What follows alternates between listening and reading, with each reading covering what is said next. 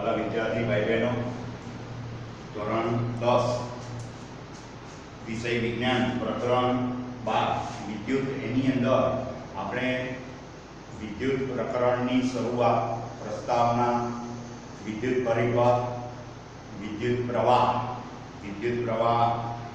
એની વ્યાખ્યા એની વાત કરી। હવે આજે વિદ્યુત પ્રવાહ આપણે છેલ્લે વાત કરી હતી કે વિદ્યુત ભારના વહનનો દર એને શું કહ્યું હતું? વિદ્યુત પ્રવાહ અથવા વાહક તારના આડછેદમાંથી એકમ સમયમાં પસાર થતા વિદ્યુત ભારના જથ્થાને શું કહ્યું હતું? વિદ્યુત પ્રવાહ। હવે આ જે વિદ્યુત પરિપથ છે તો આ પરિપથની અંદર આપણે જે વિદ્યુત પ્રવાહની દિશાની વાત કરીએ તો એમાં આ જે વિદ્યુત પરિપથ છે તો એ વિદ્યુત પરિપથની અંદર બરાબર આ ધાતુના તારમાંથી બનેલો આ એક વિદ્યુત પરિપથ છે બરાબર। આ ધાતુનો તાર છે, આ ધાતુનો તાર જોડે અને એનાથી બનેલો આ વિદ્યુત પરિપથ છે। તો આ વિદ્યુત પરિપથની અંદર વિદ્યુત ભારનું વહન કોના દ્વારા થતું છે બરાબર? એટલે આપણે અહીંયા વહનની દિશા બતાવી છે પણ એ ખરેખર એ વિદ્યુત ભારના વહન માટે તો એ કોના લીધે થાય છે? ઋણ વીજભાર ધરાવતો ઇલેક્ટ્રોન બરાબર। ઇલેક્ટ્રોન એ વિદ્યુત ભારના પ્રવાહની રચના માટે જવાબદાર છે પણ ઋણ વીજભાર ધરાવતો ઇલેક્ટ્રોન બરાબર। ઇલેક્ટ્રોન એ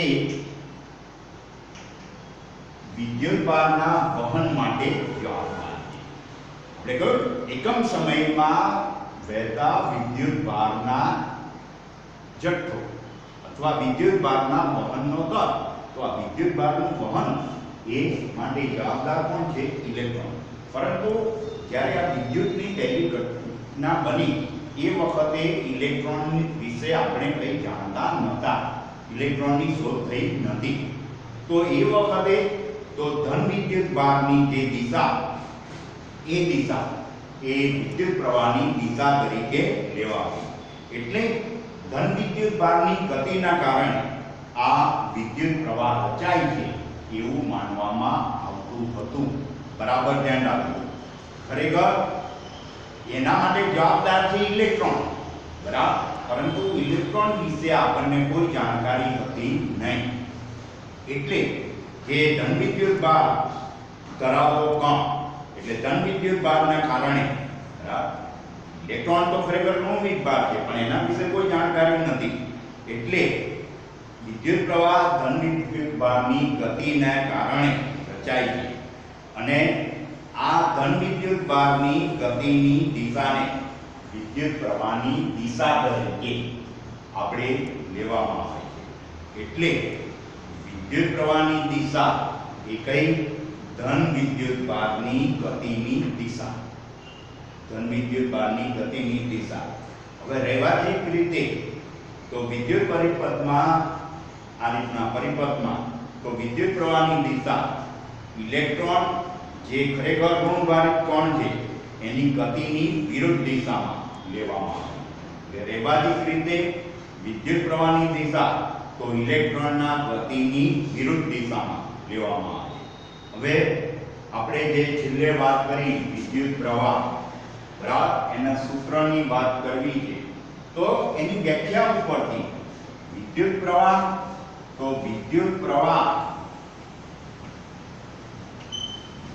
શું વાત કરી હતી? વિદ્યુત ભારના વહનનો દર અથવા એકમ સમયમાં વાહકમાંથી એકમ સમયમાં વહેતા વિદ્યુત ભારના જથ્થાને બરાબર, વાહકનો આડછેદમાંથી એકમ સમયમાં પસાર થતા વિદ્યુત ભારના જથ્થાને શું કહ્યું? વિદ્યુત પ્રવાહ। એટલે વિદ્યુત પ્રવાહનું સૂત્ર શું થશે? કોનું વહન થાય છે? વિદ્યુત ભારનું। ક્યારે? એકમ સમયમાં। તો સમય એકમ સમયમાં એટલે સમય એ છેદમાં આવશે અને વિદ્યુત ભાર એ અંશમાં આવશે બરાબર। એટલે એની વ્યાખ્યા જે આપણે કહી હતી કે વાહકના આડછેદમાંથી એકમ સમયમાં વહેતા વિદ્યુતભારનું વહન થઈ અને વિદ્યુત પ્રવાહ રચાય. હવે એને આપણે એટલે વિદ્યુત પ્રવાહનું સૂત્ર વિદ્યુત પ્રવાહ બરાબર વિદ્યુતભાર ભાગ્યા સમય. બરાબર, એટલે વિદ્યુત પ્રવાહનો સંકેત હવે સંકેતમાં લખવું હોય સંકેતમાં તો વિદ્યુત પ્રવાહ એટલે I વિદ્યુતભાર નો જથ્થો એટલે ક્વોન્ટિટી Q એટલે વિદ્યુતભાર માટે Q સંકેત અને સમય માટે T. બરાબર, એટલે એકમ સમય T સમયમાં જો આપણી પાસે કોઈ વાહક તાર હોય એ વાહક તારના આડછેદમાંથી બરાબર T સમયમાં Q જેટલો વિદ્યુતભાર વહન પામતો હોય તો બરાબર શું કહીએ સમય કેટલો T. જો T સમયમાં વાહકના કોઈ આડછેદમાંથી પસાર થતો વિદ્યુતભારનો જથ્થો Q હોય બરાબર તો સમય કેટલો લીધો T બરાબર અને વાહકના કોઈ આડછેદમાંથી પસાર થતો વિદ્યુતભારનો જથ્થો કેટલો લીધો Q હોય તો આડછેદમાંથી પસાર થતો વિદ્યુત પ્રવાહ એ કેટલો કહેવાશે I. બરાબર, અને એથી એને સંકેતમાં આપણે વિદ્યુત પ્રવાહ I બરાબર Q ભાગ્યા T. બરાબર, એટલે એકમ સમય T છેદમાં બરાબર એકમ સમયમાં વાહકના આડછેદમાંથી પસાર થતા વિદ્યુતભારનો જથ્થો Q હોય તો એ વિદ્યુતભારના જથ્થાને આપણે શું કહીએ છીએ વિદ્યુત પ્રવાહ. બરાબર, એટલે એની જે વ્યાખ્યા આપી એના આધારે આ સૂત્ર આપણે I બરાબર Q upon T. હવે Q એ વિદ્યુતભાર છે એ સામાન્ય રીતે કુલમ્બમાં મપાય. શેમાં મપાય? કુલમ્બમાં. અને સમય એ શેમાં મપાય છે? સેકન્ડમાં. બરાબર, એટલે વિદ્યુતભાર એનો એકમ કુલમ્બ અને સમયનો એકમ સેકન્ડ. એના ઉપરથી વિદ્યુત પ્રવાહ બરાબર એનો એકમ આ રીતે કુલમ્બ પ્રતિ સેકન્ડ પણ કહેવાય અને એને બીજી રીતે એમ્પિયર શું કહીએ છીએ? એમ્પિયર, જે ખાસ કરી બરાબર એમ્પિયર એટલે એક એન્ડ્રે મેરી એમ્પિયર એક ફ્રેન્ચ વૈજ્ઞાનિક હતો. એની યાદમાં વિદ્યુત પ્રવાહનો એકમ શું બોલાય છે? એમ્પિયર. વિદ્યુત પ્રવાહનો એકમ તમારે શું યાદ રાખવાનો? એમ્પિયર. વિદ્યુત પ્રવાહનો એકમ એમ્પિયર, આ ખાસ યાદ રાખો. બરાબર, એટલે એ એમ્પિયર ઉપરથી એને આપણે ઓળખીએ છીએ. બરાબર, એટલે ટૂંકમાં એને એ કહીશું. હવે ખરેખર વિદ્યુતભારનો જે જથ્થો એને કુલમ્બ કહ્યો. બરાબર, કુલમ્બ એટલે C. બરાબર, બીજી રીતે C upon T એ આવી રીતે પણ કહેવાય. એટલે કુલમ્બ એને C કહ્યા, સમય T સેકન્ડ. બરાબર, એટલે C ટાઈમ સેકન્ડ છે, સેકન્ડ માટે S. બરાબર, C upon S બરાબર એમ્પિયર.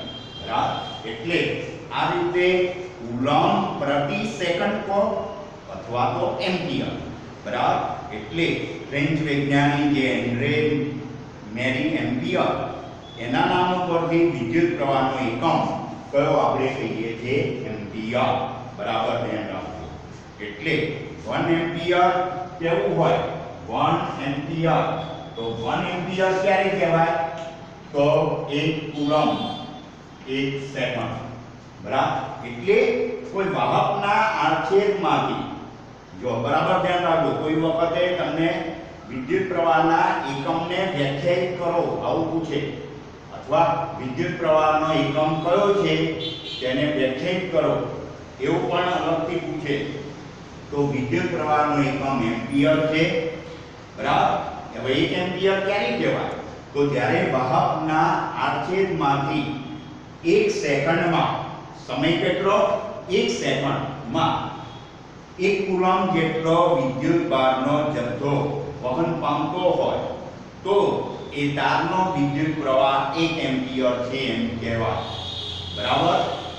1 એમ્પિયર એટલે જ્યારે વાહકના આડછેદમાંથી 1 સેકન્ડ સમય કેટલી લીધી? 1 સેકન્ડમાં અને વિદ્યુત ભારનો જથ્થો કેટલો? 1 કુલમ.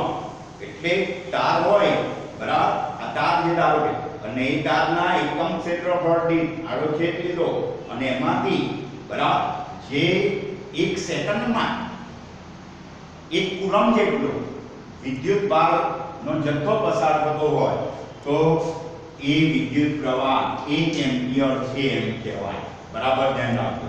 1 એમ્પિયર, બરાબર? એટલે સમય પણ 1 સેકન્ડ લેવાની છે અને વિદ્યુત ભારનો જથ્થો 1 કુલમ લેવાનો. બરાબર?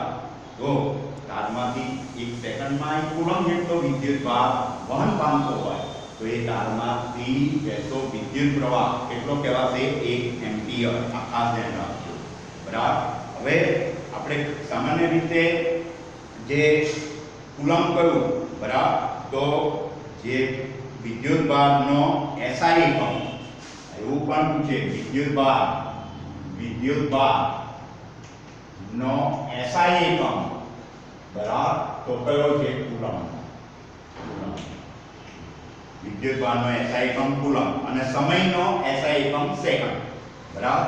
એટલે અને જે કુલમ કહીએ છીએ તો 6 × 1018 ઇલેક્ટ્રોન વિદ્યુત ભારને સમતુલ્ય છે.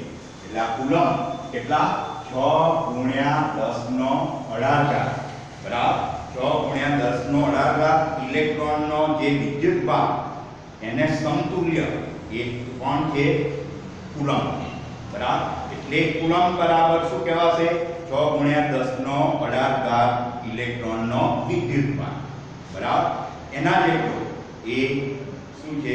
વિદ્યુત ભાર કુલમ એને સમતુલ્ય છે. એટલે 6 × 1018 એ તમારે યાદ રાખવાનું. બરાબર?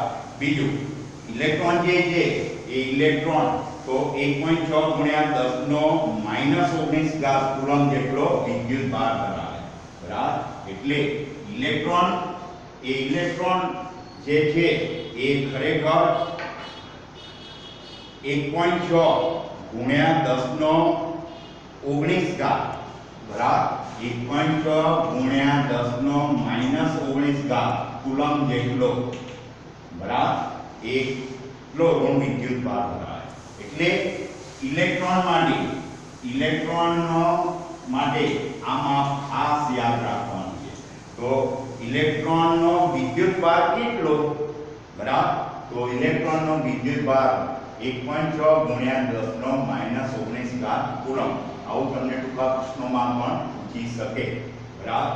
તો 1.6 × 10⁻⁻19 કુલમ એને આપણે એ કહીશું. હવે આગળ વાત કરીએ તો આ વિદ્યુત પ્રવાહનો એકમ આપણે મેળવ્યો. હવે એ સિવાય એ એમ્પિયર ની વાત કરી. બરાબર? વિદ્યુત પ્રવાહનો એકમ કયો? એમ્પિયર. કોના નામ ઉપરથી એ પણ વાત કરી? એમ્પિયર. એ સિવાય વિદ્યુત પ્રવાહના બીજા એકમો પણ છે, એનાથી નાના એકમો. બરાબર? મિલી એમ્પિયર અને માઇક્રો એમ્પિયર. હવે 1 મિલી એમ્પિયર બરાબર 10⁻³ એમ્પિયર. આ માપ પણ યાદ રાખવાનું. બરાબર? ધ્યાન રાખજો. હવે આનાથી ઉલટું તમને કે જો કે 1 એમ્પિયર બરાબર ખાલી જગ્યા મિલી એમ્પિયર આવી રીતે કે ઉલટાઈને જો 1 મિલી એમ્પિયર બરાબર 10⁻³ એમ્પિયર તો 1 એમ્પિયર બરાબર તો 10⁻³ મિલી એમ્પિયર કહેવાય. અને એનાથી નાનો એકમ 1 માઇક્રો એમ્પિયર μA માઇક્રો શું બોલાય? માઇક્રો એમ્પિયર બરાબર 10⁻⁶ એમ્પિયર. એટલે એમ્પિયર 1 એમ્પિયર તો વાત કરી આપણે 1 કુલમ અને 1 સેકન્ડ. ભાગના છેદમાંથી એકમ સમયમાં એટલે 1 સેકન્ડમાં 1 કુલમ જેટલો વિદ્યુત વહન પામતો હોય તો એ વિદ્યુત પ્રવાહી એમ્પિયર કહેવાય. હવે એનાથી તો એક નાનામાં વિદ્યુત પ્રવાહના જે એકમો છે તો 1 મિલી એમ્પિયર બરાબર 10⁻³ એમ્પિયર યાદ રાખજો અને 1 માઇક્રો એમ્પિયર બરાબર 10⁻⁶ એમ્પિયર. હવે આનાથી ધારો કે 1 એમ્પિયર બરાબર કેટલા માઇક્રો એમ્પિયર આવું પૂછે બરાબર ઉલટાઈ પૂછે તો શું થશે? અહીંયા આગળ જો અહીંયા તું શું માઇક્રો એમ્પિયર એના બદલે અહીંયા શું થયું એમ્પિયર આ એટલે આ અહીંયા આવ્યો અને આ અહીં ગયો તો શું થશે? આ ઘાત માઈનસ માંથી શું થઈ જશે? પ્લસ થઈ જશે. આ ખાસ ધ્યાન રાખજો બરાબર. એટલે કારણ કે 10⁻³ એટલે આપણે આમ સામાન્ય રીતે કહીએ 1 માઇક્રો મિલી એમ્પિયર બરાબર 10⁻³ એમ્પિયર. હવે એને પ્લસમાં ફેરવવું હોય જો 1 માઇક્રો એમ્પિયર તો આ પ્લસમાં ફેરવવા ઘાત તો 1/10⁻³ થાય. હવે આ 10⁻³ આની જોડે ગુણી ગયો બરાબર એટલે 1 * 10⁻³ મિલી એમ્પિયર બરાબર 1 એમ્પિયર આ રીતે આવ્યું બરાબર. એટલે મૂળ વસ્તુ શું છે તમે આ યાદ રાખો. હવે એને પ્લસમાં ફેરવવા ઘાતાંકને પ્લસમાં ફેરવવા છેદમાં લઈ જવા પડે અને છેદ આ બાજુનો જોડે ગુણી જાય ત્યારે આ રીતે આ સ્વરૂપ મળે છે. એવી રીતે માઇક્રો એમ્પિયરમાંથી એમ્પિયરમાં અને એમ્પિયરમાંથી માઇક્રો એમ્પિયરમાં એટલે તમને પરીક્ષામાં કઈ રીતે પૂછ્યું છે બરાબર. એટલે આવું સીધે સીધું ના પૂછે ને આવી રીતે ઉલટે પૂછે તો એ ધ્યાન રાખજો. Thank you.